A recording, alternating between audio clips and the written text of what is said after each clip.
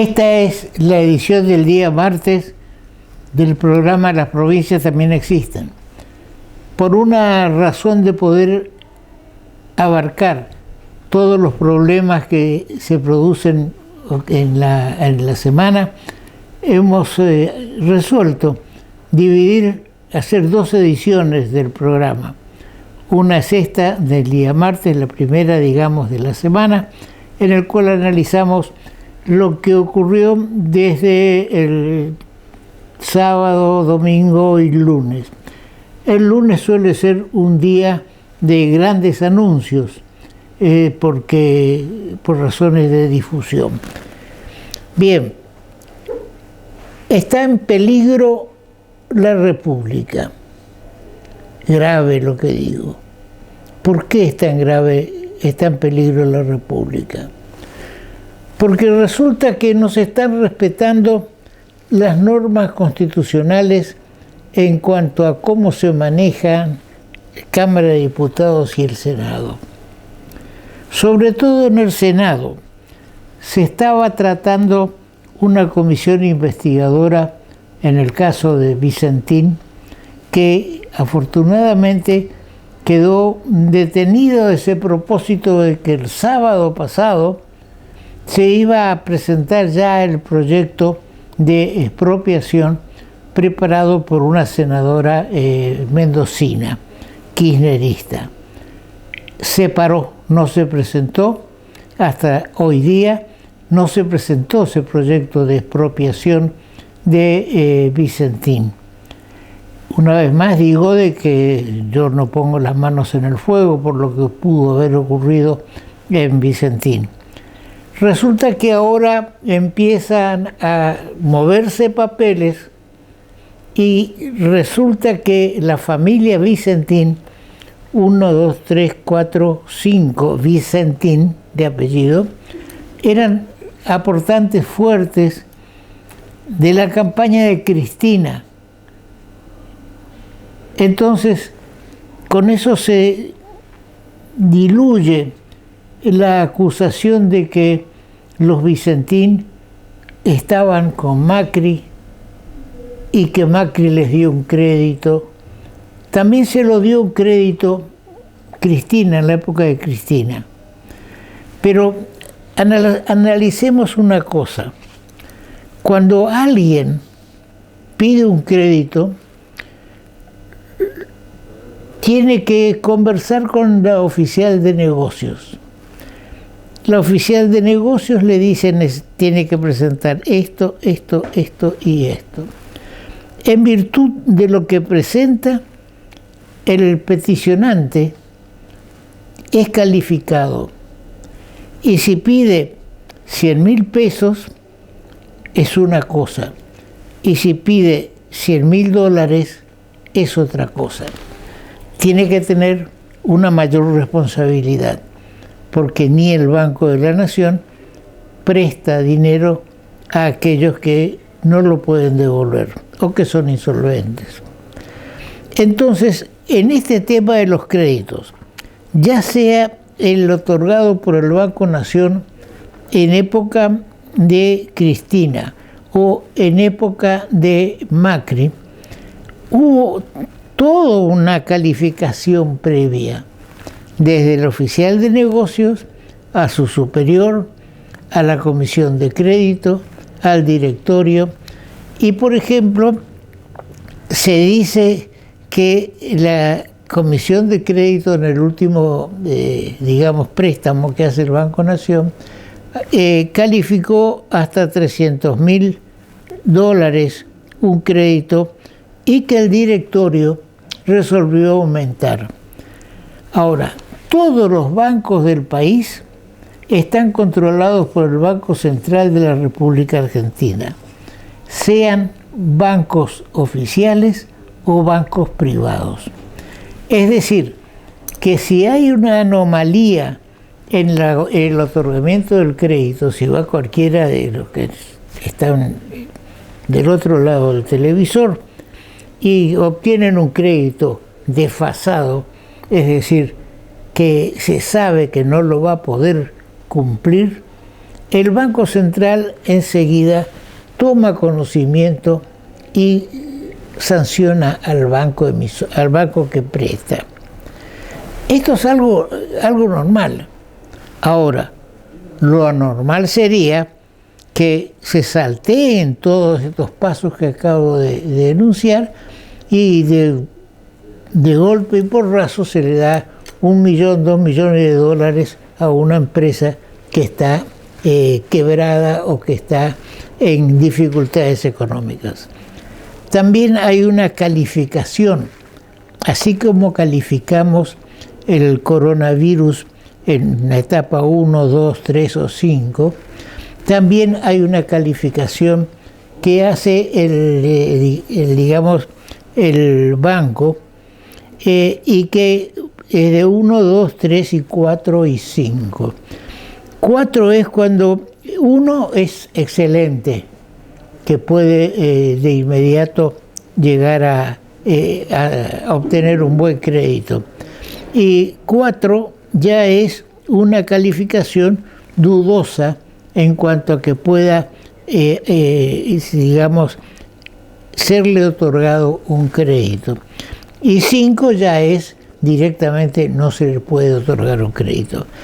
Lo que se está comprobado, es que en el último crédito Vicentín estaba en calificativo 4, como muchas otras empresas que con los vaivenes que tiene nuestra democracia, en la que un gobierno dicta una disposición para dar créditos a determinada actividad, a un determinado interés, cambia el gobierno y se resuelve que esa actividad no tiene más apoyo financiero, que las tasas son distintas. Entonces ese vaivén produce en las empresas desfasajes. No hay seguridad en que las normas, y lo mismo pasa en la cuestión impositiva, si va a haber nuevos impuestos que afecten a las empresas, a la producción. Por ejemplo,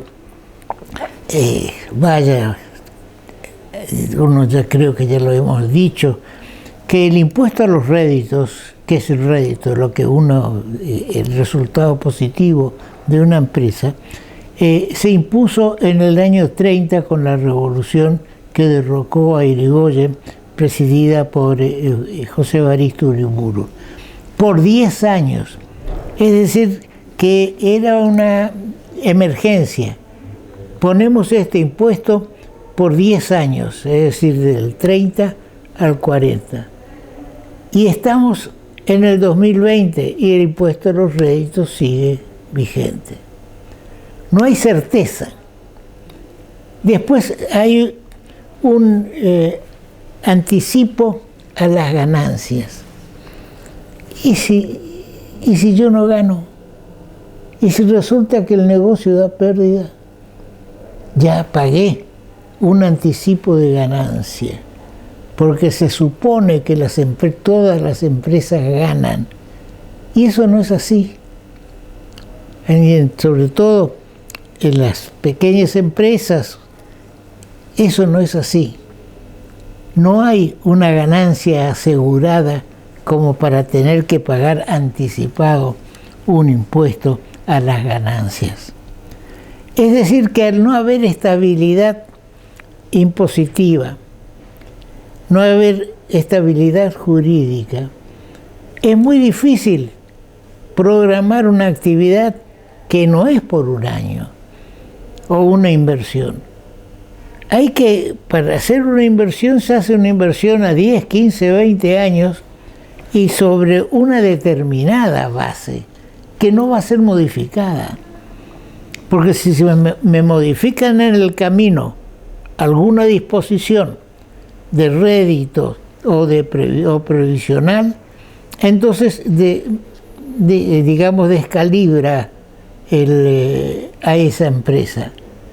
Entonces es necesario que exista una seguridad jurídica, una seguridad impositiva y una previsional, porque por ahí surge la necesidad, porque un gremio hace presión para un determinado lado y surge un nuevo % que hay que pagar a un gremio o a una obra social.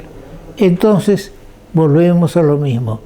La balanza que estaba así se vuelve así, es decir, se desequilibra la balanza. Esto no justifica los actos de corrupción, lo que estoy diciendo. La corrupción, en principio, como el baile, ahora hay algunos que bailan solos ya en estos momentos, ¿no es cierto? Pero el baile presume una pareja, 2 personas, hombre-mujer, hombre-hombre, mujer-mujer, pero son 2. En la corrupción ocurre lo mismo. El que corrompe y el corrompido, digamos. El que hace una oferta para obtener una ventaja impositiva, una ventaja en una licitación, una ventaja en cualquier circunstancia, ese inicia el proceso de corrupción.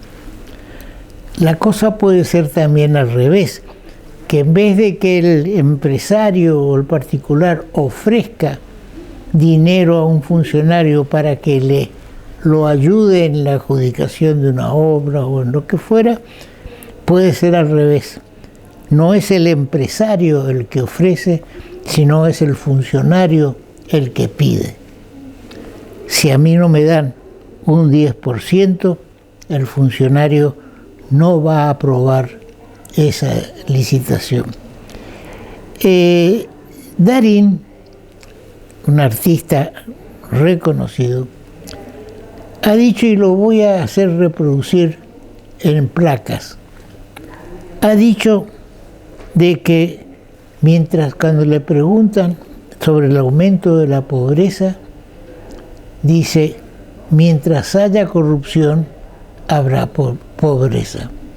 Lógicamente, si resulta que la corrupción es de 10 millones de dólares, 100 millones de dólares, lo que fuera, es plata que se saca del Estado, que se puede destinar a mejoras salariales. El empresario que coimea, esa es la palabra, es una coima, el empresario que coimea saca de su bolsillo determinada cantidad de dinero que podría destinarla a mejorar los sueldos de sus empleados o a tomar más empleados o a ampliar la fábrica. Pero no puede hacerlo porque tiene que pagarle al funcionario para poder realizar la obra. Eso es lo grave. Estaba muy bien, muy clara la exposición de Darín, que no es político, es un actor varias veces premiado. Mientras exista corrupción, habrá pobreza.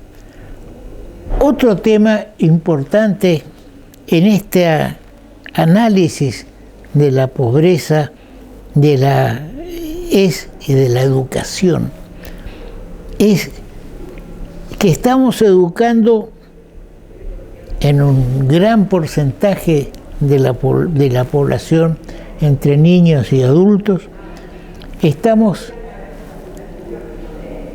creando, digamos, adultos.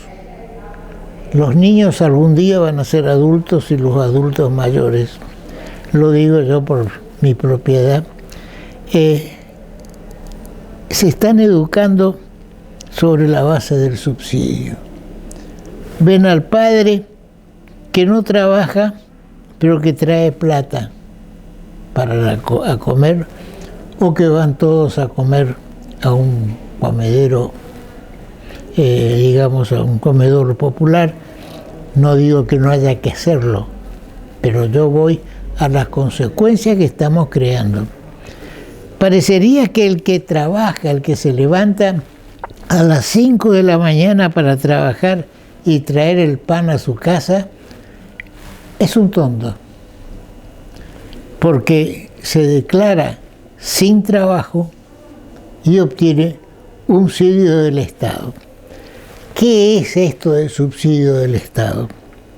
No es plata de los Fernández, un Fernández y otro Fernández, no es plata de ellos que sale y dicen vamos a darle 100 millones de pesos a aquellos que no tienen trabajo. Es plata nuestra, es plata de todos los argentinos, hasta de aquel que va a recibir el subsidio, porque paga o vía de impuesto, o impuesto, por ejemplo, el IVA, que es el impuesto al valor agregado.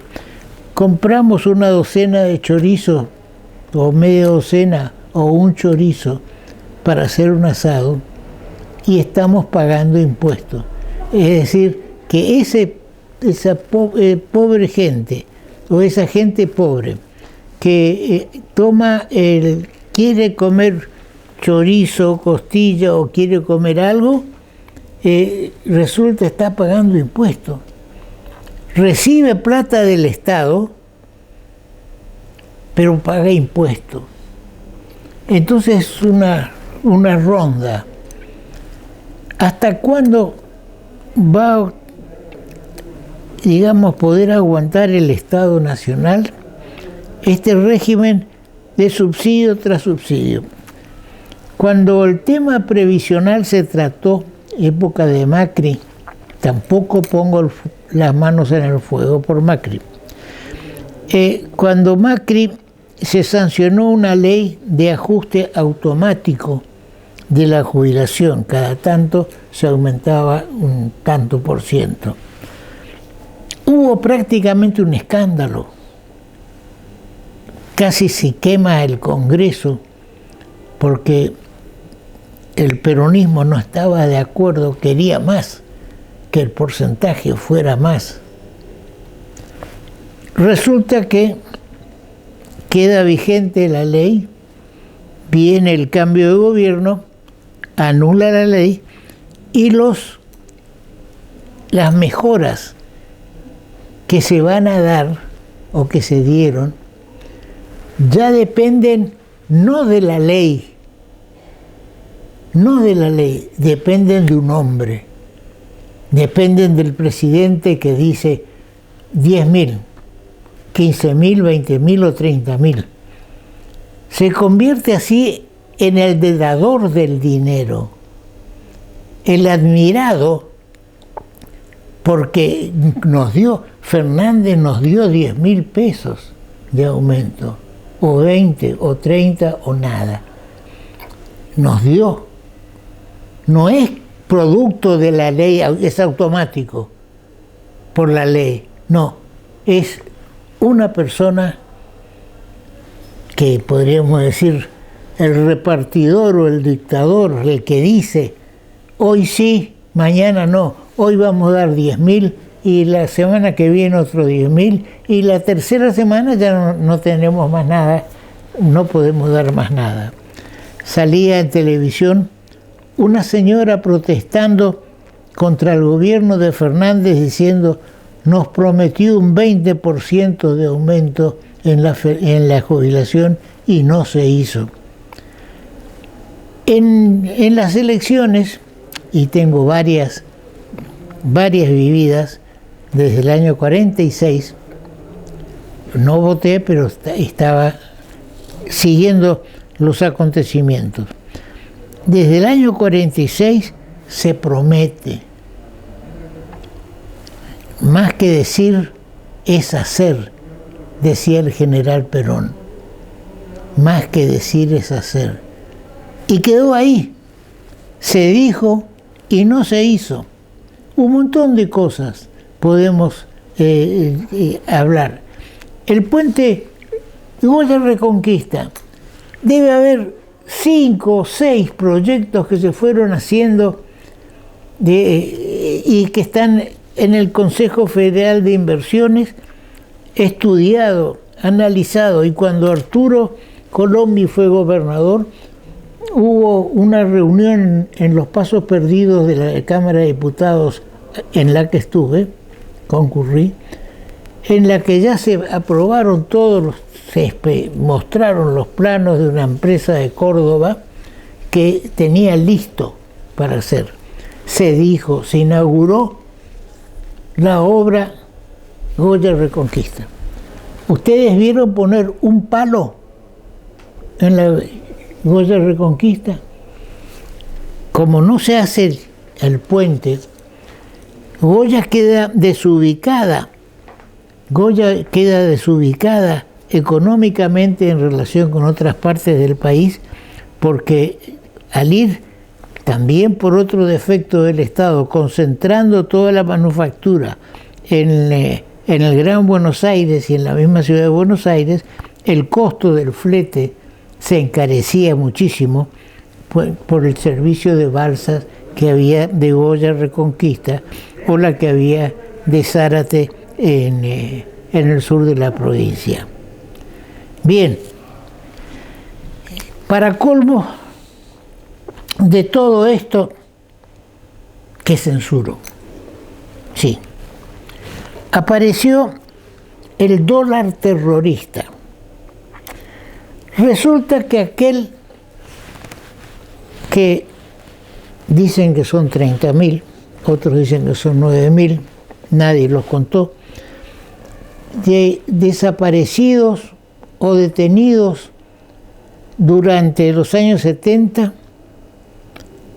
y residen en el exterior, en vez de recibir, están indemnizados por haber sido terroristas o haber querido alterar. Perdieron la batalla, pero están ganando la guerra. Resulta que ahora si le indemnizaban con 100.000 pesos, le mandaban al exterior, y como el peso bajó en relación al dólar, eran pocos dólares. Entonces ahora hay un dólar terrorista a 73 pesos, más porque el dólar, dice el dólar de los boludos, pero no, el dólar común de un ciudadano, está en 96. ¿Por qué? Porque hay una ley, una disposición, que sobre los 73 hay que aplicar un 30%. Si usted quiere mandar por derecha plata al exterior, tiene que pagar los 73 más el 30%. La familia de los terroristas y de los supuestos desaparecidos no tienen que pagar, pagan 73. Entonces tenemos en este momento 3 o 5 o 6 tipos de dólar. El dólar terrorista a 73, el dólar común a 96 y el dólar blue, el que usted puede comprar en la calle, a 128. Fíjense qué buen negocio se puede hacer. Recibir a 73 por haber tenido un antepasado terrorista y lo vendemos a 128. Es un buen negocio. Al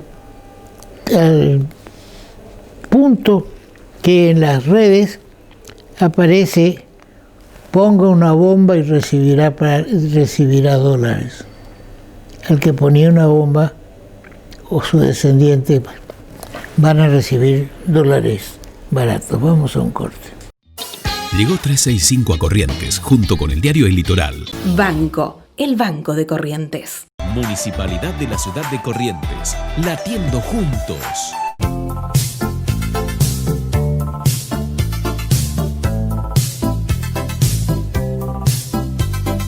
El alba mi sveglierà, mediterranea e sola, mentre mi petti.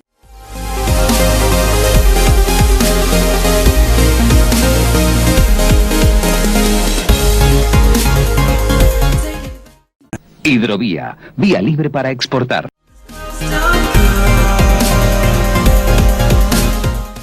Al comenzar el programa dije que la República está en peligro. La República está en peligro porque hay quienes no respetan la República.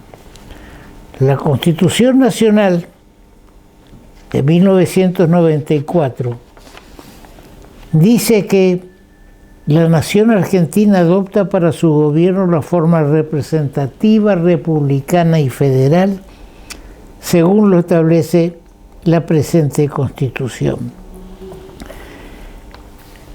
Hay rumores de que se van a suspender las elecciones del año que viene. ¿Qué pasa con las elecciones el año que viene? El año que viene se elige la mitad de la Cámara de Diputados de la Nación, donde en este momento el kirchnerismo no tiene mayoría, tiene una mayoría circunstancial para determinados casos de un grupo de legisladores que son 1, 2, 8, pero no tiene mayoría. Pero se maneja, no sé si con la Banelco o con qué, pero hay veces que tiene mayoría. La Constitución Nacional, en su artículo 80, dice lo siguiente, 50. Los diputados durarán en su representación por 4 años. ¿Escuchó? 4 años. Y son reelegibles. La sala se renovará por mitad cada bienio, a cuyo efecto los nombrados para la primera, luego que se reúnan, se hace un sorteo. El año que viene termina una tanda de diputados, la mitad de la Cámara de Diputados, que ejerció su mandato durante 4 años. Aquellos, y hago esta señal como gente que vive en la estratosfera, que piensan que no haya elecciones el año que viene, están totalmente fuera de la Constitución. Las elecciones para diputados y senadores deben hacerse el año que viene, porque hay diputados que cesan el mismo día, después de 4 años, cesan el mismo día en que asumieron, y asumen los nuevos, también por 4 años. Eso está en la Constitución. No se puede modificar por una ley. Es estar contra la República. ¿Y qué pasa con los senadores? Los senadores dicen,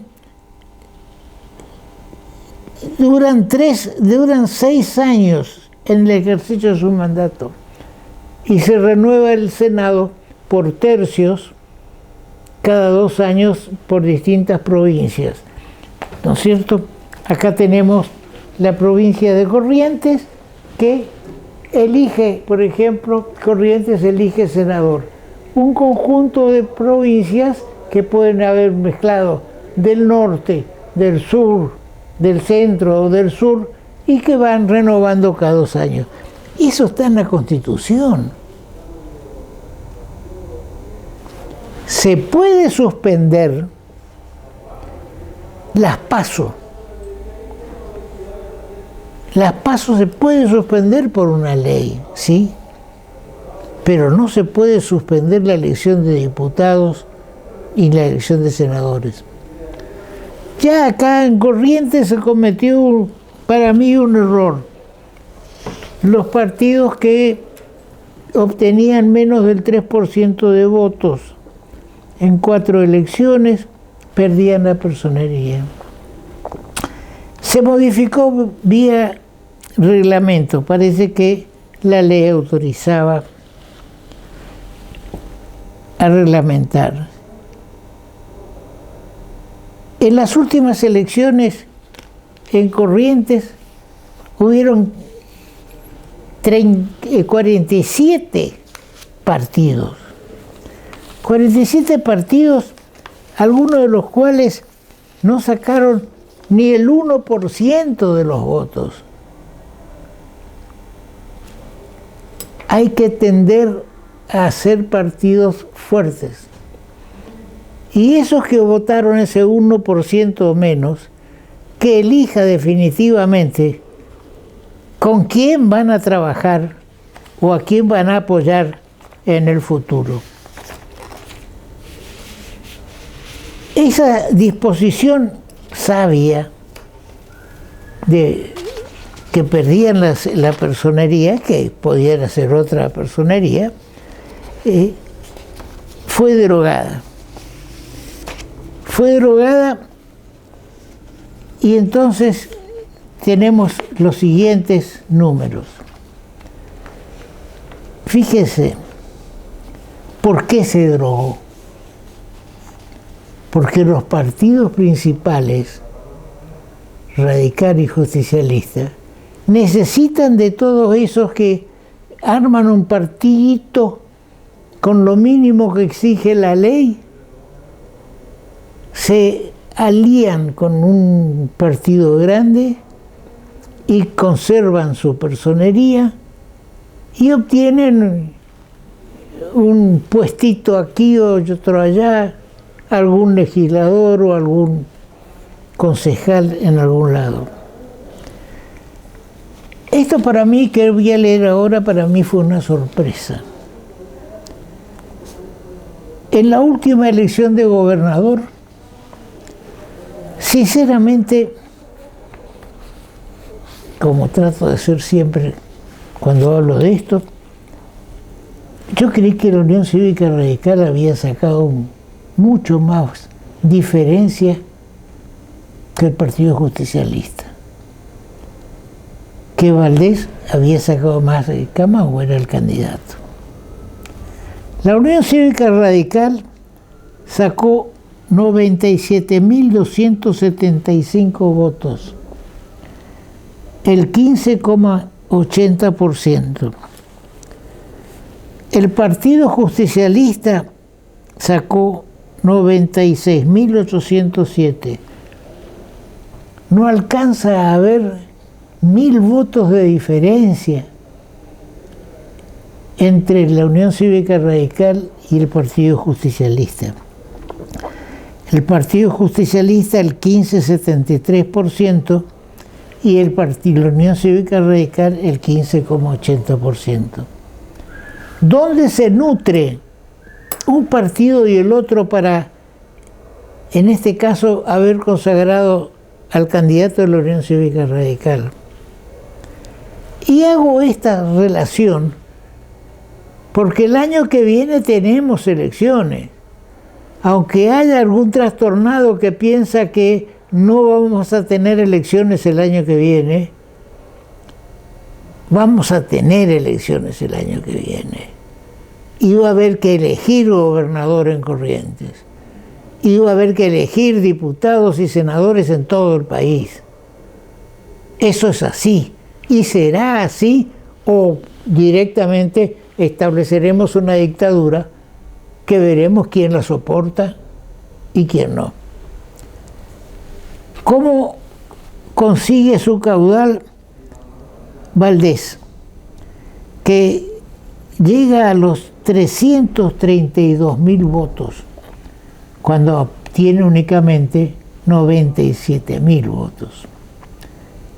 Eli, Encuentro Liberal de Perucho, tiene 28.286. Proyecto Corrientes, que responde al vicegobernador Canteros, 18.599. Después hay 12 partidos que suman apenas el 1%. Algunos con dolor para mí. El Partido Demócrata Progresista tiene el 1,11%. Y por debajo hay 4 que están por debajo del 1%. El Partido Nuevo tiene el 0,91%, 5.000 votos. Se juntan estos 16 partidos, le dan fuerza a la Unión Cívica Radical. Por eso vemos en las listas de diputados, de concejales, gente de todos los partidos, que hay que distribuir algo. Yo voy con vos, pero quiero algo. Yo no estoy de acuerdo con eso. Si todos estos partidos, estos 12 que superan el 1 y los 4 que están por debajo del 1%, no puede haber en Corrientes tantas, 20 y tantas, 40 y tantas visiones distintas sobre lo que hay que hacer en Corrientes. ¿Por qué no directamente se habla de encuentro por Corrientes, ECO más Cambiemos?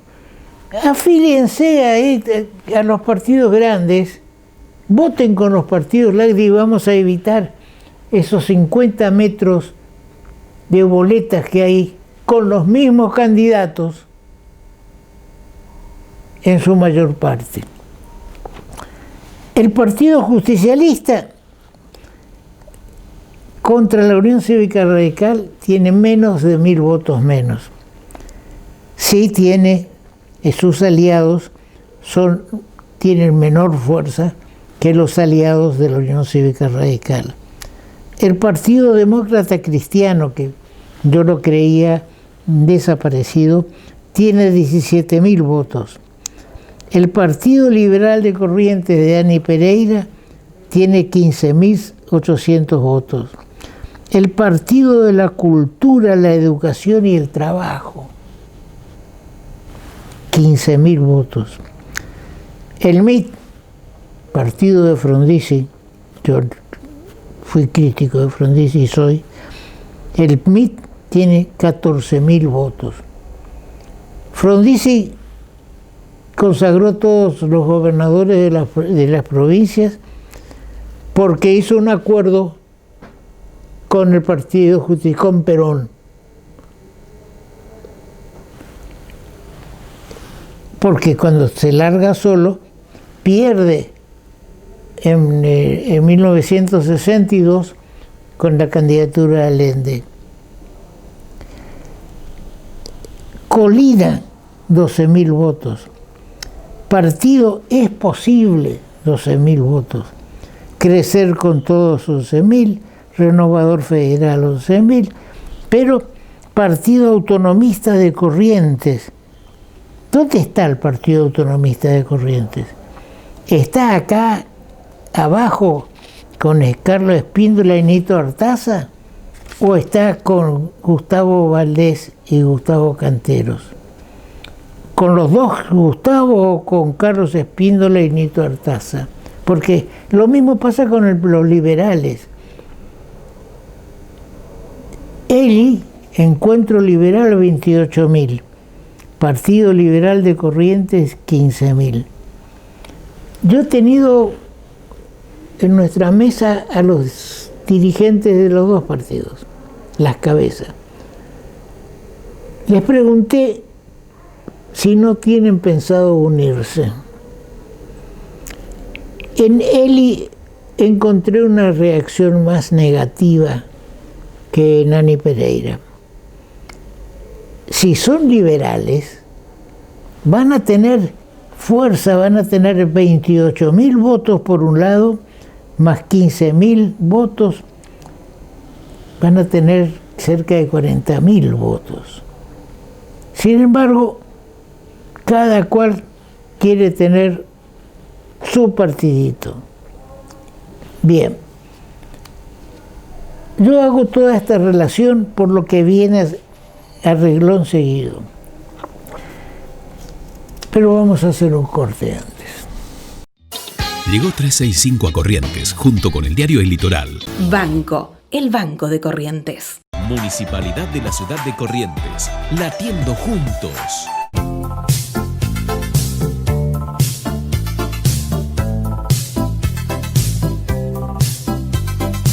El alba mi sveglierà, mediterranea e sola, mentre mi petti.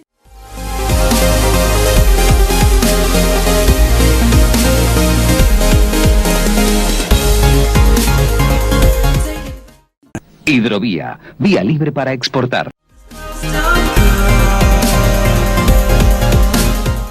El señor gobernador de la provincia, el doctor Gustavo Valdés, dio ayer una conferencia de prensa. Estuvo muy bien. Estuvo muy bien y no juzgo lo que dijo, que es una cosa, reiteración de algunas cosas. Digo que estuvo muy bien porque llegó el momento, habló 5 minutos, 7, y dijo que hablen los especialistas del equipo de emergencia. No quiso decir él entrar en el análisis de si hay que cerrar, abrir, hacer, sino que le dejó a 2 médicas que expliquen una y otra 2 cosas distintas. Con ese motivo las invité en el Salón Amarillo a la doctora Carolina Aromí para que nos explicara a la audiencia cómo es este tema de la sangre que está sirviendo para mejorar el ataque del virus. Y a Ángela Bobadilla, que era la encargada con unos gráficos, de pasar todo lo que estaba ocurriendo en Corrientes. Tengo algunas fotos sobre el tema. Lamentablemente, ayer mismo, ambas doctoras ratificaron que iban a estar hoy en nuestro programa.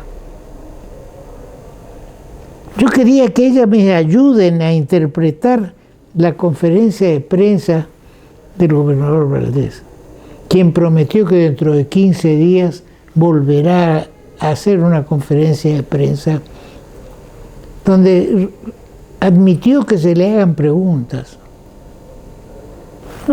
Muy bien. Perdónenme, doctoras Aromí y Bobadilla. Los programas de televisión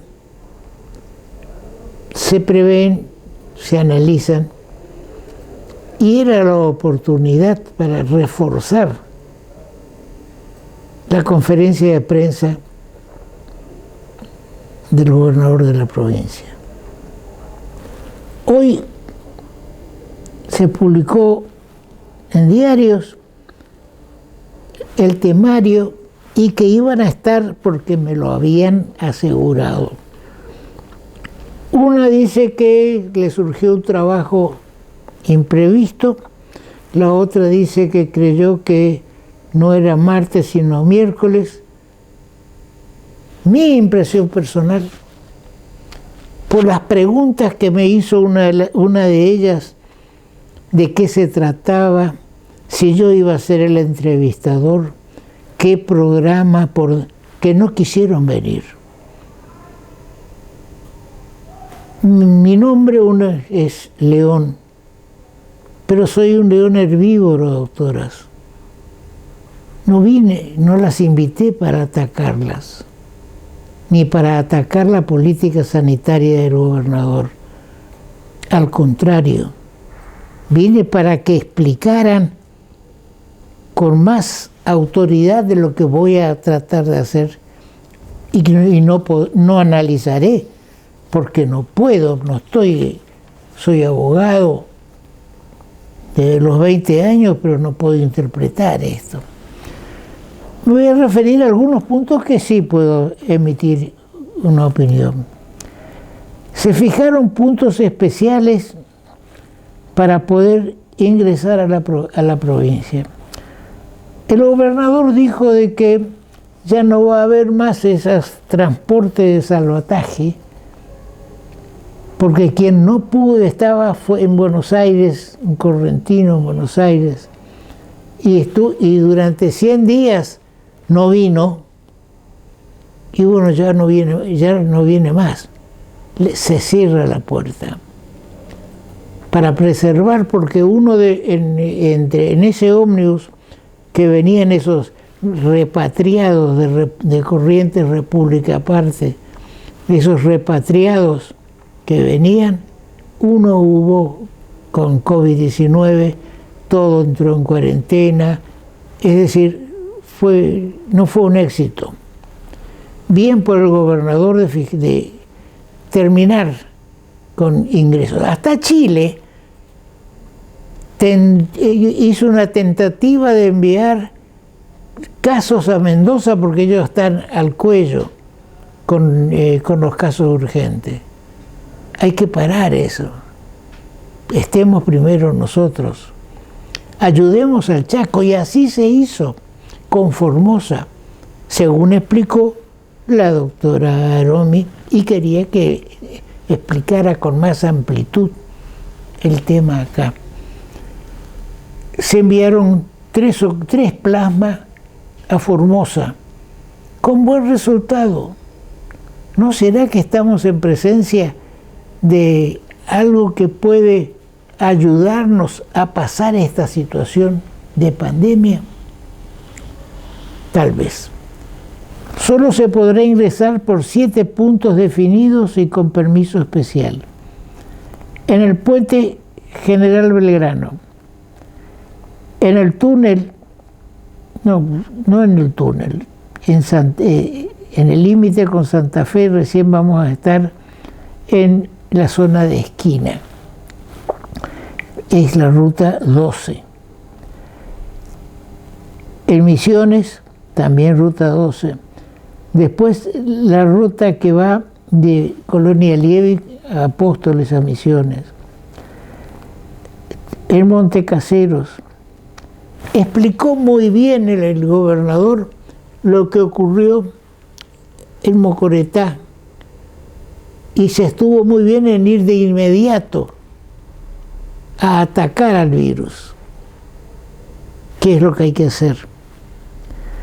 Va a haber en estos días algunas limitaciones agregadas a las que ya hay, pero digamos la verdad, Corrientes está en una situación de privilegio por la gente que cumplió y sigue cumpliendo con esfuerzo con las normas que se indican desde el gobierno, y por el gobierno que también está cumpliendo y haciendo cumplir.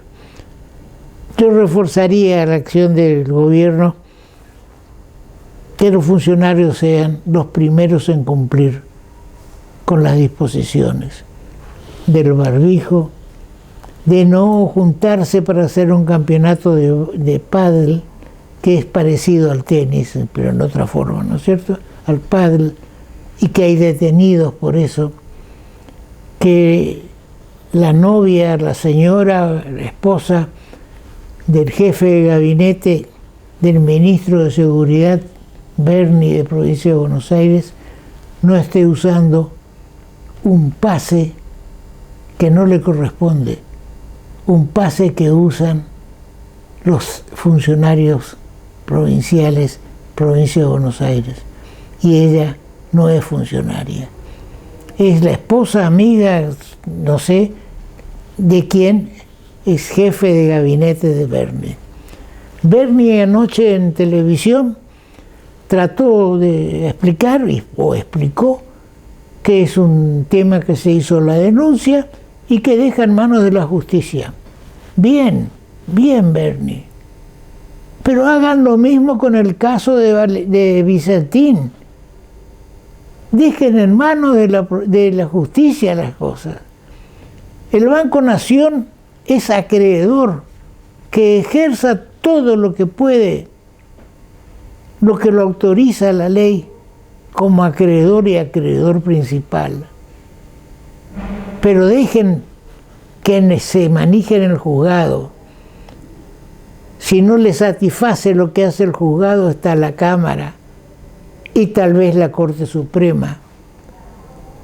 Por eso decía que la República está en peligro. Vamos hacia una, y cuidado, a anular la división de poderes. La vicepresidenta de la Nación y presidenta del Senado dio por sancionado la comisión investigadora de Vicentín, que necesitaba los 2/3, es un número determinado de senadores, no los tuvo. Dijo que sí, terminó, aprobado, cortó los micrófonos y se levantó y se fue y dio por terminada la sesión. Y los opositores que querían manifestarse sobre el tema no pudieron hacerlo porque se levantó la sesión. Es decir, se está anulando el Parlamento. Discutan. Para eso son senadores o diputados, para que cambien ideas, para que ayuden a organizar el país sobre bases sólidas. ¿Qué está pasando en la consideración y trato con la deuda externa? Es un secreto absoluto. El único que sabe parece que es el ministro Guzmán. El pueblo, nosotros, todos, podemos apoyar una posición del ministro Guzmán o del gobierno nacional. Podemos estar, debemos estar detrás de lo que se propone a los acreedores internacionales o nacionales del Estado Nacional. Porque el Estado Nacional somos nosotros. Si se pierde un juicio vamos a tener que pagar nosotros.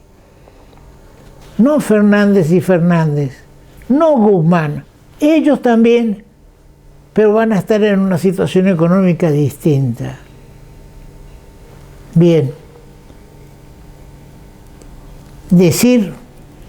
Vamos a ir ahora al reporte diario vespertino de la situación del COVID-19. Señor director, el reporte diario que vamos a analizar y que le pediría que luego lo pueda refijar. Este es el reporte diario que se efectúa.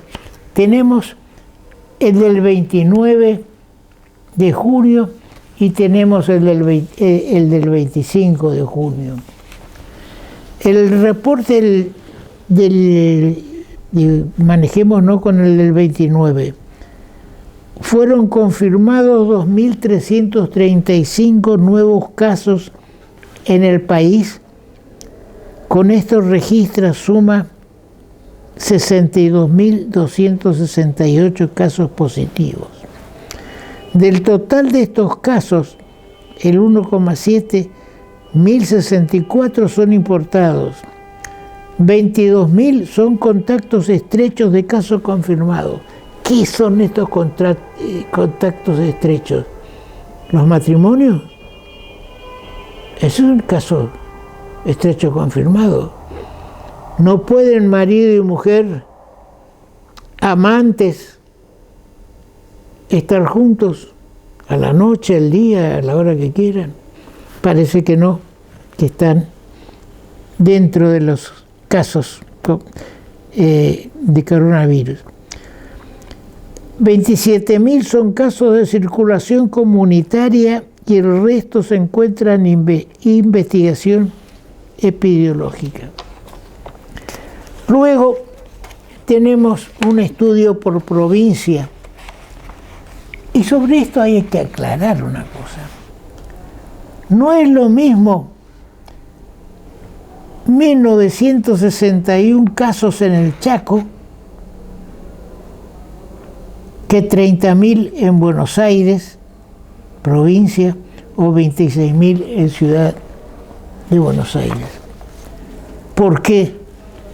Porque la ciudad de Buenos Aires, comparada con su población, tiene el 0,75 de casos acumulados. La provincia de Buenos Aires tiene el 0,14. El Chaco con Córdoba tienen el 0,16, 0,18. Nosotros tenemos el 0,11, el 0,011. ¿Qué quiero decir con esto? No es lo mismo que haya 500 casos en el Chaco a que hayan 500 casos en la ciudad de Buenos Aires, porque es mayor la cantidad. La ciudad de Buenos Aires tiene 2.890.151 habitantes de la población, y el Chaco tiene solamente 1 millón. Entonces es mayor la incidencia de 500 en el Chaco que 500 en la ciudad de Buenos Aires. Y así tenemos, señor director, toda la lista completa con los porcentajes que preparamos para poder hablar de esto con las doctoras, poder preguntarles cómo viene, qué esperanza tenemos. Yo soy partidario de que nos estamos engañando. Nos estamos engañando por esto. Asustados hubieron 1000 casos en Buenos Aires, 900 en la ciudad autónoma. Entonces estamos mejor en la ciudad autónoma. No, están peor, porque la ciudad autónoma tiene menos habitantes que toda la provincia de Buenos Aires. La ciudad autónoma tiene 2.890.000 y la población de Buenos Aires es de 15 millones. No es lo mismo una cosa que la otra. Pero bien, como consecuencia de esto, voy a insistir una vez más que es necesaria dividir la provincia de Buenos Aires. Esta situación que hay, AMBA, hay que dividir. Esta parte que está, fuera de la capital, tiene que por sí constituir ya estos partidos una provincia, porque no podemos igualar lo que está pasando acá, las medidas que hay que tomar en el AMBA, en el Gran Buenos Aires, con las que hay que tomar en Bahía Blanca o acá en General Villegas o en otros lugares del país. Son cosas distintas, se plantean cosas distintas. Entonces, tomar una medida, por ejemplo, en Bahía Blanca o en Trenquelauquen o en Ezeiza, es totalmente distinta. Tal vez en Trenquelauquen se pueden habilitar los restaurantes y no en Gran Buenos Aires. Por eso encaremos la necesaria distribución de la población dentro de Buenos Aires, de la provincia de Buenos Aires. Bien, termino una vez más lamentando la ausencia de las doctoras Carolina Aromi y Ángela Bobadilla. Hay que ser serio. Un programa no se puede improvisar, y lo estamos improvisando. Y estoy cansando a la audiencia haciendo interpretaciones que dicen la verdad, toda la verdad. ¿Será que toda la verdad? Hasta nuestro próximo programa.